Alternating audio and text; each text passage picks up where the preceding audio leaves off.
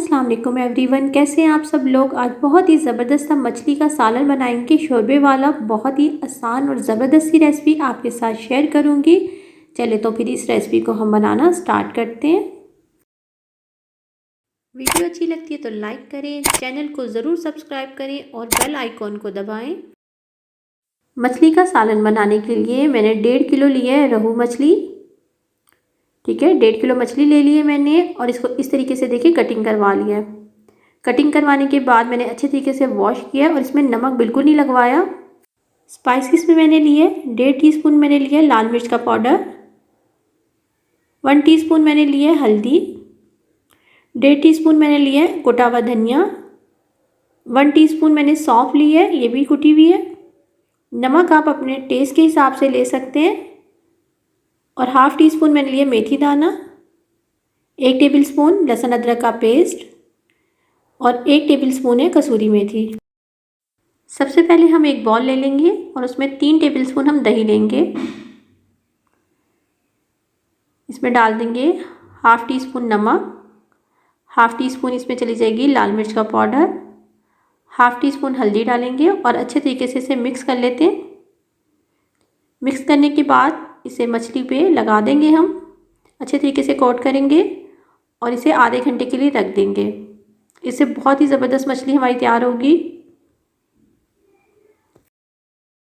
इसके अलावा हम 3 मीडियम साइज़ की प्याज लेंगे, 3 हरी मिर्ची लेंगे। 3 हमने प्याज ली, 3 हरी मिर्ची ली। इसको रफली कटिंग कर लेंगे। बिल्कुल इसको देखें, रफली कटिंग करके इसको हम ग्राइंडर में डाल के बिल्कुल बारीक पेस्ट बना लेंगे।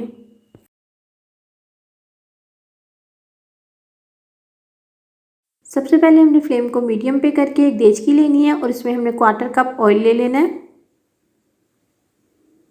ऑयल जैसे ही हमारा हल्का सा गर्म होगा, साथ ही इसमें डाल देंगे मेथी दाना। मेथी दाने को हमने हल्का सा फ्राई करना है। जैसे ही हमारा मेथी दाना जो है फ्राई हो जाएगा, हमने साथ ही इसमें डाल देना लहसुन अदरक का पेस्ट।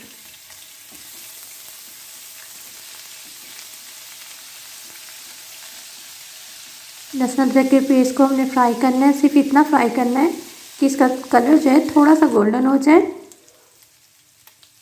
साथ ही इसमें शामिल कर देंगे, हमने 3 प्याज और हरी मिर्चों का पेस्ट बना के रख लिया था, वो इसमें शामिल कर देते हैं। इसको भी अच्छे तरीके से हमने भून लेना है।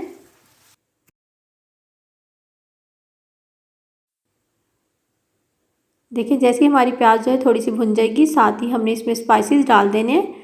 अच्छा, आप नमक और मिर्चों को अपने टेस्ट के हिसाब से ज़्यादा या कम कर सकते हैं।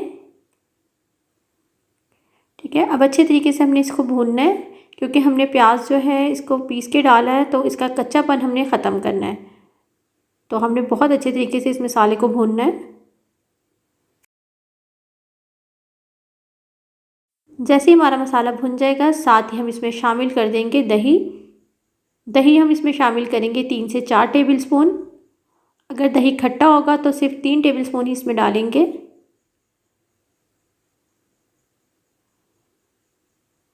दही को अच्छे तरीके से मिक्स करेंगे।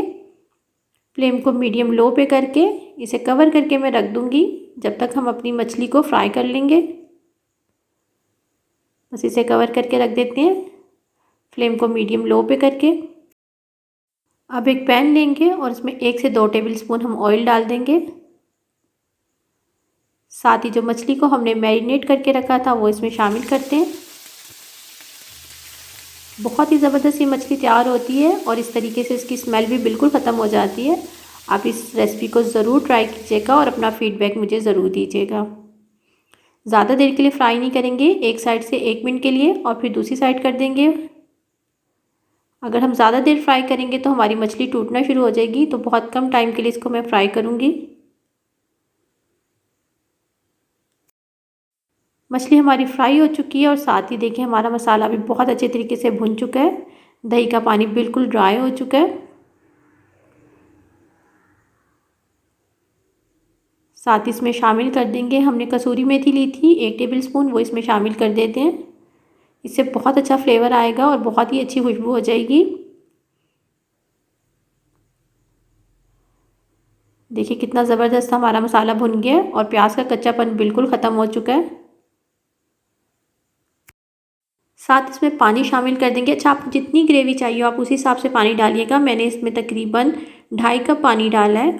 ठीक है, आपको जितनी ग्रेवी चाहिए हो आप उसी हिसाब से डालिएगा। और इसमें मछली रख देंगे। मछली को हमने फ्राई करके रखा था, अब इसमें शामिल कर देते हैं और इसे कवर कर देंगे।